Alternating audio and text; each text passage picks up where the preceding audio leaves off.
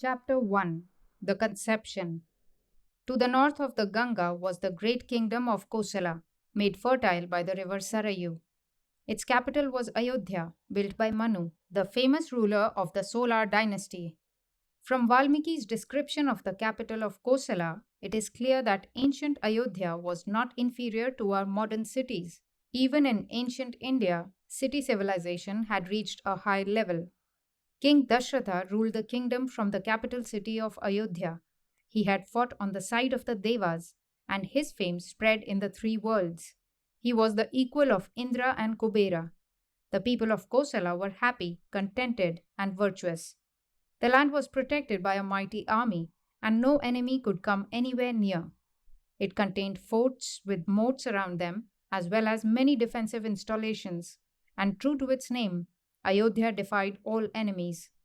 Ayodhya means that which cannot be subdued by war. Dashratha had 8 wise ministers, ever ready to advise him and execute his orders.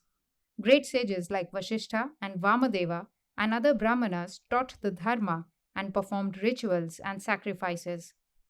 Taxes were light, and punishment of crime was just and inflicted according to the capacity of the wrongdoer. Surrounded by the best counselors and statesmen, the king's splendor shone as the rising sun. Many years rolled smoothly by.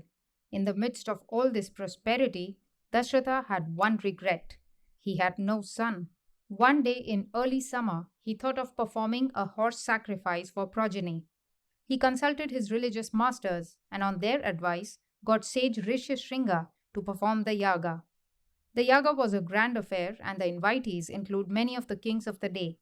It was no easy thing to perform yagas. The location and erection of the sacrificial platform had to be attended to in detail, strictly according to prescribed rules. There were experts whose guidance was sought in arranging things.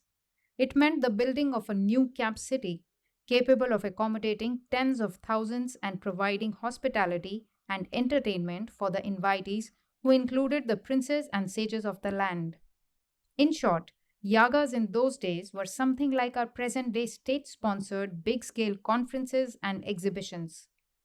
When all arrangements were complete, the ceremonies were set in motion strictly as enjoined by the Shastras. Contemporaneously with the yaga in Ayodhya, there was a conference of the Devas in heaven. The Devas complained to Lord Brahma that Ravana, king of the demons, drunk with the power required by the boon granted to him by Brahma, was causing them untold misery and hardship. They represented to Brahma, "It is beyond our capacity to subdue, conquer, or kill Ravana. In the security of your boon, he has grown wicked and insolent and ill treats all, even women. His desire is to dethrone Indra.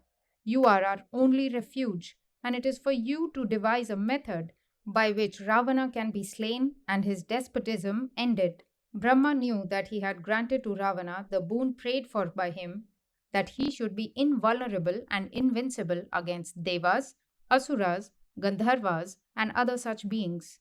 In his arrogance, Ravana did not care to ask for security against mankind. As Brahma revealed this fateful omission, all the gods rejoiced and turned to Vishnu. Absolutely surrendering themselves to Hari, the Devas begged him to be born as a man and put an end to Ravana and his atrocities. Hari agreed and assured the Devas that he would be born as 4 sons of King Dashratha, who was then performing a sacrifice for progeny.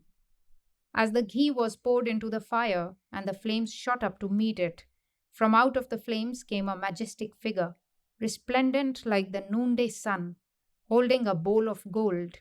Calling King Dashratha by his name, the figure said, "The Devas are pleased with you and are answering your prayer. Here is payasam sent by the gods for your wives. You will be blessed with sons if they drink this divine beverage." With joy unbounded, Dashratha received the bowl as he would receive a child and distributed the payasam to his 3 wives, Kaushalya, Sumitra, and Kekai. He asked Kaushalya to drink a half of the payasam, and he gave a half of what remained to Sumitra. Half of what was then left was drunk by Kekai, and what remained was given to Sumitra again. Dashratha's wives were happy, even as a beggar suddenly coming upon buried treasure. And in due course, All of them were expectant mothers.